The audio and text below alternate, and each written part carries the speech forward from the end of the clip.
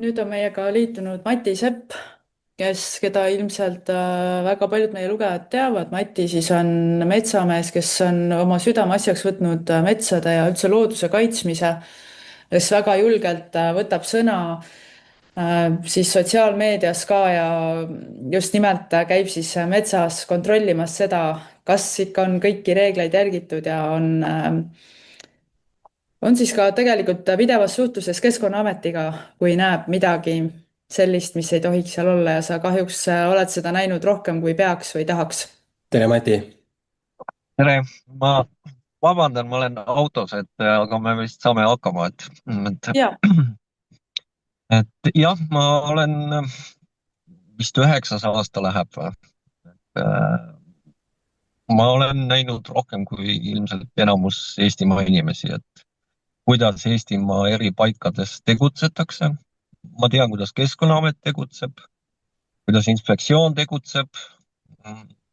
Et ma olen avatud kõnelema, nagu te mainisite, ma olen üsna julge, jah, selles mõttes, et see julgus on mingis mõttes nagu ka kivi kaelas, et sellega kaasneb tohutu vastutus esiteks ja teiseks ka riskid, et on väga palju osapooli, kellele ei meeldi see, et avalikustatakse seda, mis toimub. Et mina näituseks jagaks Keskkonnaameti julmalt kaheks, mitte selles mõttes, et inspektsioon ja see vana Keskkonnaamet, vaid inimeste tasandil. Et väga palju oleneb minu tööst sellest, millise inimese otsa ma satun mingi juhtumiga. Et ühes maakonnas algatatakse menetlus, teises maakonnas üteldakse, et menetlust ei algatata. Aga rikkumised on võrdsed. Et see näitab seda, kui laiali valguv on Keskkonnaameti sisemine ring, et vahest on niimoodi, et võta või naera, et ühest küljest ma väga pean lugu nendest inspektoritest, kes tõesti kõiges selles kremplis suudavad veel vastu pidada.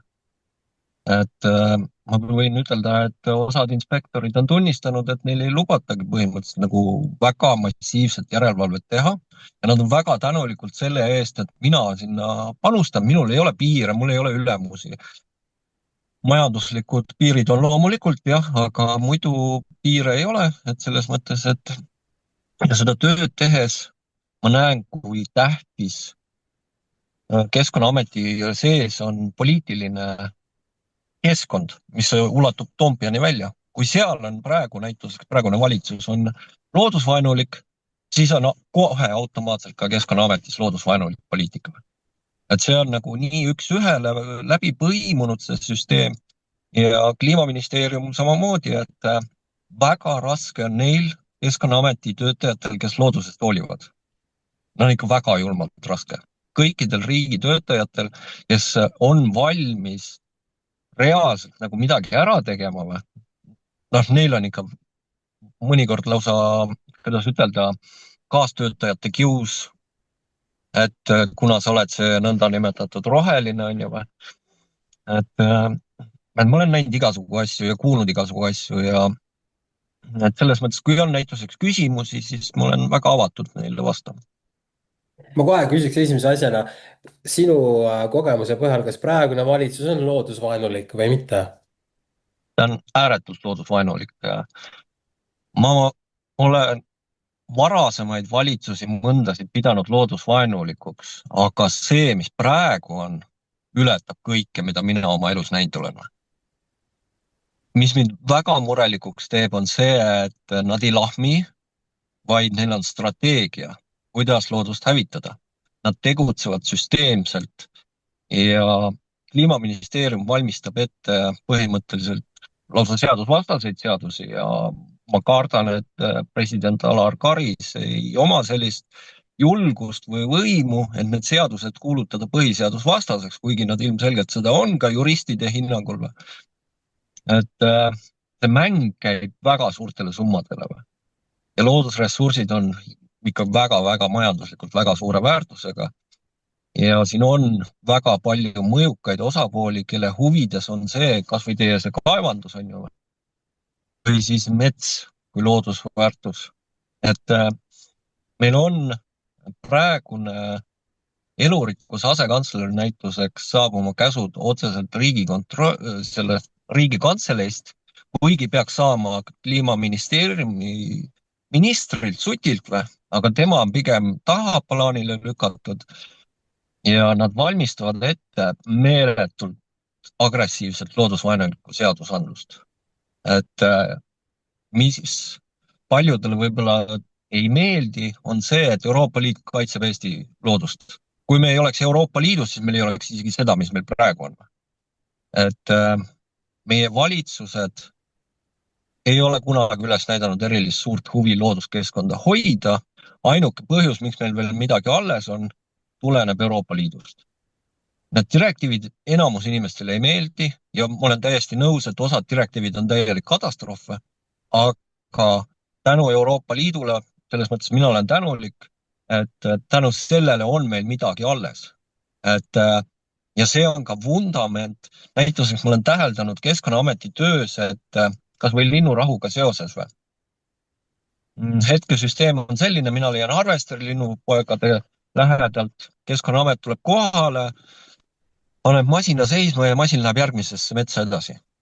Ta ei saa trahvi, ta rikub Euroopa Liidu seadusi, kõike seda, võib-olla ohustab isegi esimese kategooria kaitsealuseid liike. Euroopa Liidu direktiivi järgi peaks algatama näitusest kas või kriminaalmenetluse või, seda ei tehta või. Aga nüüd me ootame Riigikohtu otsust, et see Keskkonnaameti järelevalvesüsteem tõenäoliselt Riigikohtu poolt kuulutatakse ebamõistlikuks ja tugevdatakse ja karmistatakse seda kontrolli ja lõpuks võib-olla hakatakse ka võtma vastutusele neid, kes rikuvad seadusandlust. Ja minul on niimoodi küsimus, et kuidas on võimalik, et Keskkonnaameti kõrgemad juhtkonna inimesed lihtsalt pigistavad silma kinni seadusrikkumistest. Põhimõtteliselt tegeletakse metsas igas huvi kuritegevusega ja varasemalt oli veel eelmine aasta 2024 oli niimoodi, et mets jagati erinevatesse kategooriatesse. Punane kategooria oli kõige liigirikkam, et näituseks, et seal kehtis linnurahu niimoodi, et kuni juulikuu lõpuni põhimõtteliselt, kui Harvesteri sealt leidsid, siis pandi masin seisma. Aga RMK käis ja nuias Keskkonnaametis. Ei, meil on vaja hakata 15. juulist raiuma. Ja esimene koht, kuhu nad Harvesterid siis saatsid, oli üks minu kodumets, kus ma üles kasvasin. Juba eelmine aasta nad tegid seda. Eelmine aasta õnnestus seal raiet peatada, sest siis kehtis teine süsteem. See aasta nad alustasid öösel kell 11 lõikamist. Järelevalve oli nii õhukeseks tehtud, et inspektorid ei tulnud öösel kohale. Kui kell 11 öösel kukub, siis inspektorid tööd enam ei tee. Ainult ülierand olukordadest tulevad välja. Sest riik lihtsalt võttis raha järelevalvet ära. Nüüd on, kuuldus, et antakse nüüd raha juurde, aga see tuleb jällegi Keskkonnaameti seest ehk siis teistest liigikaitseosakondadest ilmselt kärbitakse tohutult raha vähemaks, mis tähendab jälle seda, et rohkem inimesi kannatab ebakompetentse töö all, mis hakkab Keskkonnaametist nüüd tulema. Et sellises olukorras olles ma ei tea, kuhu me jõuame. Mina panustan nii palju kui minu võimusesse järelevalvesse, inimeste harimisse ja ka poliitikutega suhtlemistes.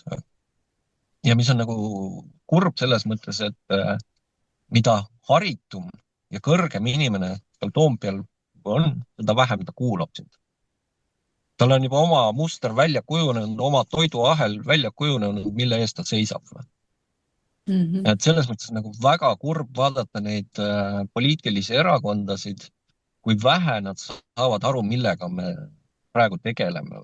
Et ideaalses Eesti riigis oleks meil üks tervik, kõik erakonnad, ükskõik kas nad on konservatiivsed või liberaalsed, mõistavad põhiseaduse paragrahv 5 ja paragrahv 53, et meie kohustus riigina ja kodanikena on looduskeskkonna hoidmine ja seal tasakaalukalt toimetamine. See hetkel täielikult puudub. Ja me liigume mitte ainult loomafauna mõttes täieliku katastroofi suunas, vaid ka kogu ökosüsteemi põhimõttelise suunas. Kuskil 5-6 aastat tagasi tuli kuusekoore ürask. Kõik oli šokis. ta läks lihtsalt nagu kulutuli läbi metsade või. Ja ma olin jumala veendunud, et see pauk näitab ära, et meil on tõsine metsakasvatuslik probleem. Tulemus oli see, et meil võeti kasutusele aegunud ohjamisjuhendid, mis põhinesid ökoloogilises mõttes Nõukogude Liidu aegse üraski levikuga või. Et meil on see keskkond nii palju muutunud, et meil oleks uusi ohjamisjuhendeid kuusekoore üraski ohjamises, aga isegi sellega ei tulnud hakkama. Ma pidasin siis RMK-le reaalselt jahti. Võiks ütelda niimoodi, et esimene aasta RMK pani kõik punktid ilusti kaardi peale avalikult, kus nad raiuvad. Läksin kontrollima. Neil oli tohutu ilus meediakajastus, kuidas nad ohjavad üraskeid ja kõike see. Ja võtsin paar poliitikut kaasa, kes olid väga huvitatud konservatiivse poole pealt. Mitte kõrge tompja poliitikud, vaid tavapoliitikud. Tahtsin näha, mis metsas toimub. Ja esimene koht, kuhu me läksime vaatama, püünispuid ei ole. Üraski ei olnud veel maa seest väljagi tulnud. Ja mõtlesin, et see on ilmselt mingi RMK eksitused kogemata. Ja me käisime mingi 40 kohta läbi, sest kaart oli ees. Ja kõikjalt oli materjal minema viidud. Sellest tuli siuke aplaava, et anna olla. RMK pidi selgitusi andma. Järgmine aasta enam kaarti välja ei antud. Salastati kõik viimseni. Ja see möll keistis ikka mitu aastat, sest mina otsisin, tuvastasin iga aasta erinevaid probleeme, küll nad tassisid liiga vara seda materjali ära, küll nad raiusid seal, kus üraskeid üldsegi ei olnud. Ja siis see oli vist 2024, kui nad raiusid umbes 167 hektarit. Ja inimesed küsisid Mati, et kas seekord RMK, kui ta raiub ainult 167 hektarit umbes või 160 umbes, kas seekord nad teevad seda ausalt ja läbipaistvalt? Ma ütlesin, see on nii väike kogus, sest RMK teeb 10 000 hektarit lageraiet aastas. Et sellega nad vast saavad hakkama. Nad ei saanud sellega ka hakkama. Nad enamus kohtasid, kus raiusid ei olnud üraskeid. Et mis ma harvesterijuhtide kaitseks võin ütelda, kes seal raiusid, mul oli poeg kaasas. Mu poeg astus langile ja harvester seisis. Mitte kunagi ma pole näinud harvesteri mehi nii lugupidavalt ja viisakalt käitumas, kui mul oli laps kaasas. Ja see oli väga muljetavaldav. Nad tutvustasid lapsele seal seda masinat ja kõike seda ja ma vaatasin, et issand, et kas me oleme ära unustanud, et mina olen Mati ja teie olete nagu siis teine pool või. Ütlesid, et Mati täna on erad jah, ja nad endil, kuna linnud pesitsesid ja juhtusid täitsa mõistlikud mehed olevat, siis ega neil endilgi oli vastik tunne. Et riik peaks peatama selle hävitustöö, massitöö. Ma olen rääkinud harvesterijuhtidega, kes räägivad, kuidas nad peidavad neid surnuid linnupoegi sinna oksavaaludesse ja on olnud olukordasid, kus reaalselt harvesterijuht helistab, ütleb, Mati, ma olen siin, palun tule, pane mul töö seisma või. Ma ei saa Keskkonnaametisse helistada või, sest siis on kohe teada, kes helistas ja siis ma olen tööst ilma või. Ja nad ülemused käsivad ja riik võimaldab seda. Et see teeb minule kõige enam tuska, et riik võimaldab meil siukesi ebaseaduslikke tegevusi. Ja miks ta seda võimaldab, see on minu isiklik arvamus, raha. Et põhjus on ikkagi ennekõike väga suurtes rahades ja mis mind väga murelikuks teeb, on kompetents. Riigiametnike kompetents on enamasti puudulik. Ja see tuleneb asjaolust, et neil puudub vastutus. Mul oli juhus, kus Kliimaministeerium võttis nui 4 eesmärgi Eesti metsa teha 200 000 hektarit istandike jaoks maad. Et luua seadusandlus, et 200 000 hektarit hall-lepikuid võiks minna ümber istandikeks. Ja võtsin Euroopa Liidu dokumendid lahti ja väga räigelt ebaseaduslik kõik siuke seadusandluse muutmine. Ja helistasin elurikkuse asekantslerile ja rääkisin, kuule mees, kas sa oled nagu dokumente ka lugenud või? Et kas teil maja sees keegi on dokumente lugenud ja ta ütles telefonis väga ausalt, et ei, me ei loe Mati dokumenti. Et ja 3 päeva hiljem tuli Postimehes artikkel, nad vabandasid, et tahtsid ebaseaduslikku asja teha. muidugi keegi, kuna see Black oli nii tohutult suur, pidi keegi süüdi jääma ja süüdi jäi see, kelle allkiri oli seal seadusandluse muudatusel all. Tema kohe lahti ei lastud, ütleme kuskil 4 kuud hiljem, kui asi oli maha vaibunud. Minu üks nõudmistest oli, et keegi peab vastutama ka, siis tüüp saadeti teise ameti peale ära. Aga see, et nad kirjutavad AI-ga tekste või saadavad looduskaitsjatele kirjasid ja mul on see asi, et kui mulle mingid nagu väga jaburad dokumenti saadetakse, siis ma saadan väga isiklikult kirjutan, ma ei oska AI-d kasutada. Isiklikult kirjutan vastu väga karmilt, väga otsekoheselt, et niisugust jama ma rohkem näha ei taha. Et ma tahan inimestega otsesuhtlust. Ma eeldan alati, et inimesel on kompetents minuga suhtlemisel, ta loeb dokumente, ta tunneb seadusandlust. See on täiesti uskumatu, et kui looduskaitsjad kraabivad selle vähese raha kokku kuskilt ja saavad minna kohtusse, siis nad alati praktiliselt võidavad. Sest tuleb alati välja kohtus, et jälle on rikkunud Keskkonnaamet seadusi või menetlusprotsess on rikutud ja niimoodi on see kestnud aastast aastasse. Ja see kuhjub see probleemide rägastik ja ma ei näe, et meil oleks poliitilist tahet või juhtkonna tasemel tahet see asi korda saada. Kui minu teha oleks, siis ma laseks päevapealt osad kantslerid sealt ministeeriumist lahti, ma laseks osad juhtkonnajuhid lahti ja asendaks need inimestega, kes on pädevad. Seal on alumises astmes ametnikega Keskkonnaametis, kes on võimelised tööd tegema ülima professionaalsusega ja töökusega lähtuvalt seadusandlusest, aga kui sul on ülemused, kes ütlevad, et poliitiline käsk on see, siis me ei jõuagi sinna seadusandliku riigini. Me räägime ilusast demokraatlikust riigist, mida tuleb kaitsta, ma olen sellega nõus, peabki kaitsma, aga demokraatlikust seadusandlikust riigist me oleme ikkagi veel väga kaugel, kuigi me oleme 30 aastat seda siin pingutanud. Aga me praegu pigem lähtume sellest, kuidas kellegi lobigrupi ideesid läbi suruda, kellegi äriideesid läbi suruda. Looduskaitsjad on lobi tegemises, viisakalt üteldes nõrgad, sest meil puuduvad sellised vahendid esiteks ja oskused, et olla hea lobist. Aga praegune Eesti riigisüsteem töötab selle alusel, kes on parem lobist.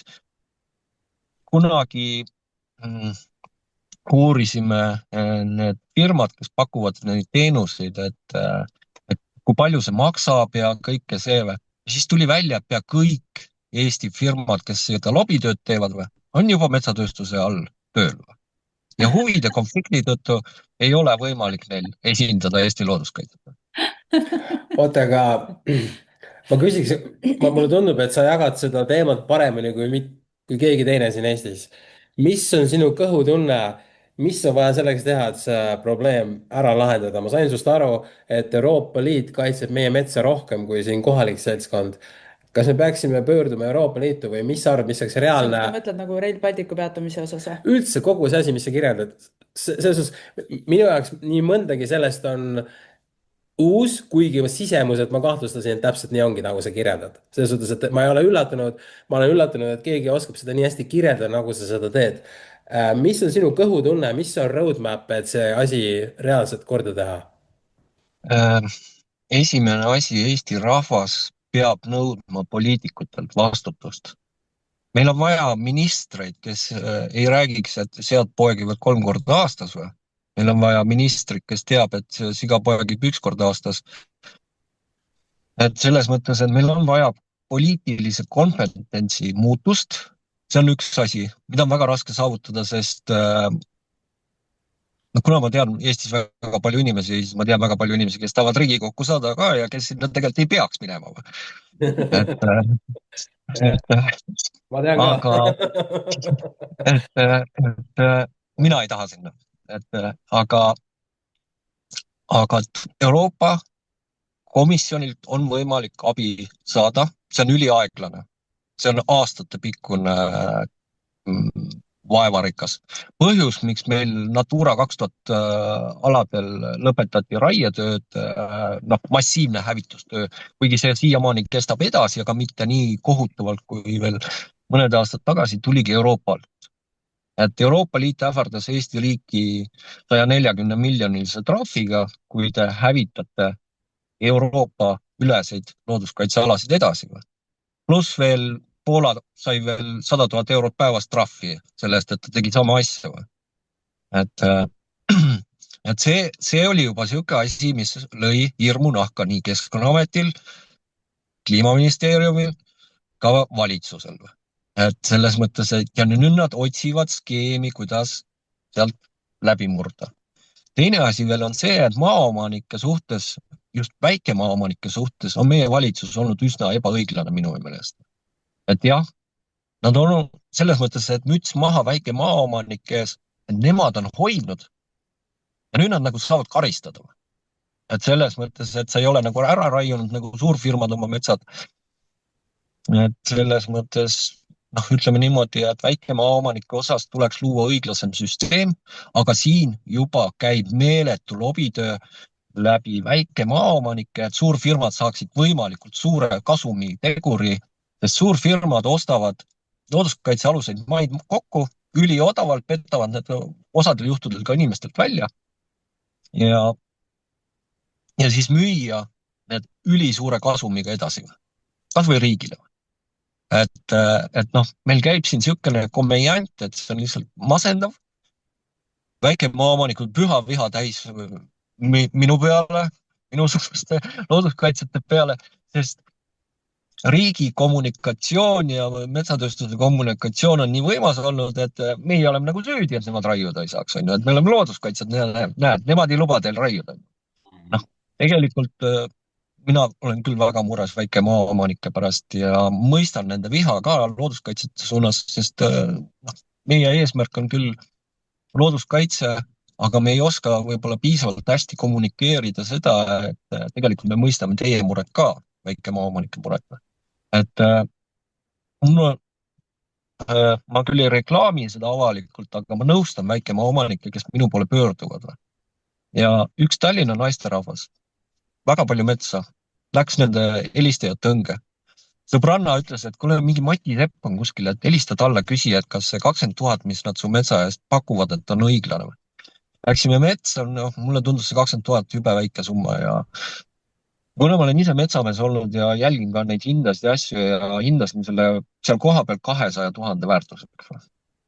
Et ta pidi pikali kukkuma ja nutma hakkama peaaegu. Sest ta olekski läinudki notarisse ja andnud selle metsa ära.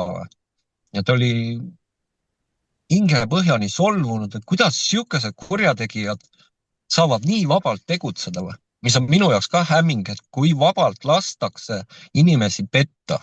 Et riik lihtsalt vaatab pealt, neid kannatajaid ei ole mitte sadu, vaid tuhandeid, kes saavad metsafirmade käest tüssata. Mõned rohkem, mõned vähem. On olnud olukordasid, kus isegi peab peale maksma, et sul metsa raiuti. Et kõik oleneb sellest, missuguse lepingu sa teed. Aga tulles tagasi, et mis oleks nagu lahendus, jah, Euroopa Komisjoni tuleb teavitada, kui on mingid rikkumised asjad.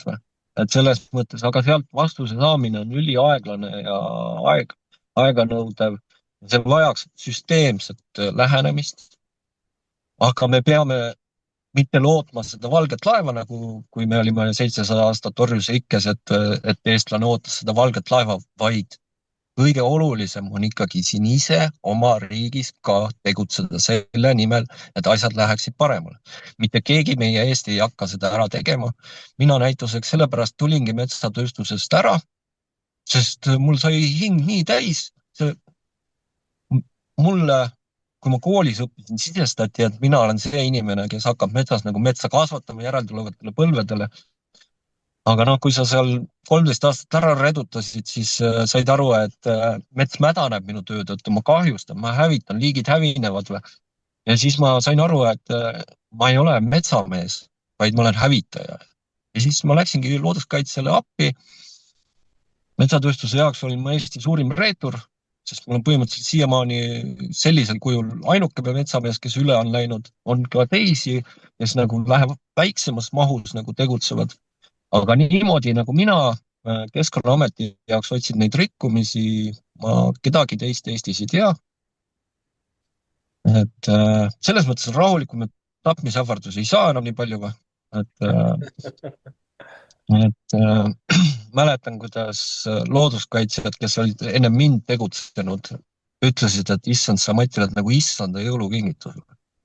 Meid enam ei ähvardata maha lüüa, nüüd ähvardavad sind maha lüüa.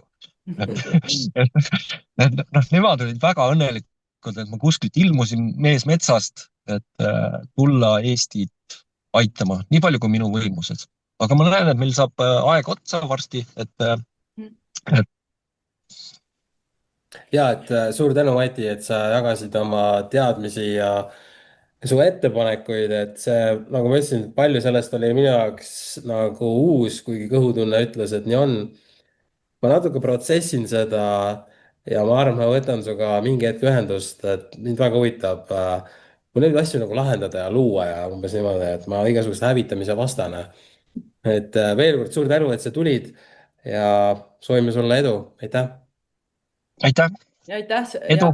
aitäh sulle, et sa alati leiad aega inimeste jaoks, kes abi vajavad, et ma ei tea ühtegi inimest, kellele sa oleksid nagu öelnud, et kuule, sorry, mul pole aega, et sa alati leiad kas või minutikese, et täiesti hämmastav. Aitäh sulle, Mati! Soovin teile ka. Aitäh! Edu! Tšau! Ja edu sulle! Tšau! Tšau!